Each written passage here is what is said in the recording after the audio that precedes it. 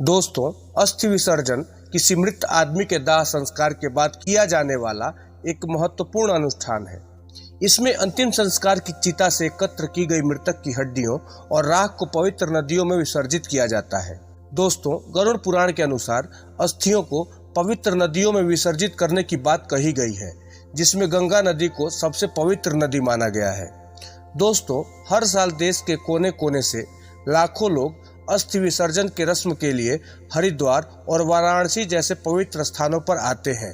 दोस्तों, शास्त्रों के अनुसार अस्थि विसर्जन को सनातन धर्म में बहुत ही अनिवार्य माना गया है और इसे दाह संस्कार के बाद पहले 3 दिनों के भीतर करना ही उचित माना गया है।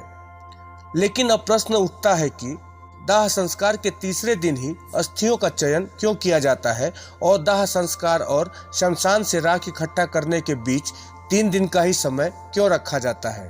तो दोस्तों, आइए इस मुद्दे को विस्तार से जानते हैं। नमस्कार दोस्तों, आप देख रहे हैं विजय स्टोरीज ऑफिशियल। दोस्तों, सनातन धर्म के 18 पुराणों में से एक पुराण गरुड़ पुराण मानव जन्म और उसके मृत्यु से जुड़े सभी रहस्यों से पर्दा उठाती है। इन रहस्यों के बीच गरुड़ पुराण दाह संस्कार के 3 दिन बाद राख इकट्ठा करने के पीछे के कारणों का विस्तार से वर्णन करता है और इस प्रक्रिया के लिए कुछ नियम भी बताता है, जिसमें तीसरे, 7वें और 9वें दिन राख इकट्ठा करना और 10 दिनों के भीतर इसका निपटान करना और विसर्जन करना शामिल है। दोस्तों, गरुड़ पुराण में वर्णन मिलता है कि तीसरे दिन ही राख इकट्ठा क्यों की जाती है। गरुड़ पुराण के अनुसार दाह संस्कार के शुरुआती 3 दिनों में हड्डियों में ब्रह्मांडीय और उज्जवल तत्वों की संयुक्त तरंगें समाहित होती हैं, जो मंत्रोच्चारण की सहायता से यह घटना राख के भीतर घटित होती है और 3 दिन बाद धीरे धीरे वह खत्म होने लगती है और जिसके परिणाम स्वरूप राख के चारों ओर का सुरक्षा कवच कमजोर पड़ने लगता है।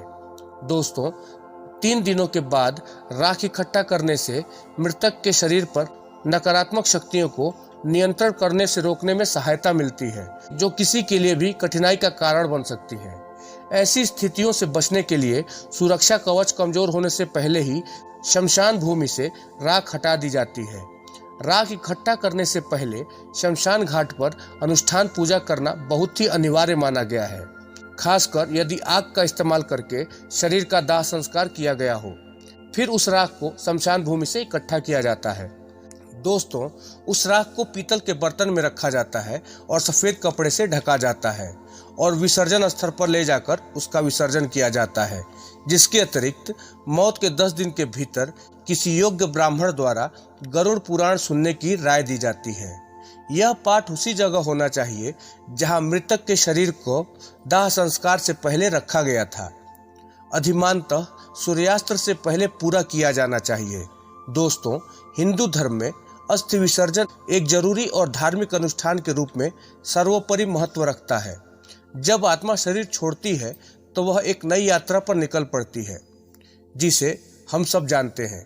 दोस्तों, हमारा शरीर 5 तत्वों से मिलकर बना है: पृथ्वी, वायु, अग्नि, जल और आकाश, और यही शरीर दाह संस्कार के दौरान विलीन हो जाता है। दाह संस्कार के बाद बची हुई हड्डियों और राख को शांतिपूर्ण जल स्रोत में विसर्जित कर दिया जाता है, जो इस दुनिया से मृतक की पूर्ण मुक्ति का प्रतीक बनता है। दोस्तों, आशा करते हैं आपको यह वीडियो अच्छी लगी होगी। कृपया आप हमारे चैनल को लाइक और सब्सक्राइब करना बिल्कुल न भूलें। आपका यह वीडियो देखने का बहुत बहुत धन्यवाद।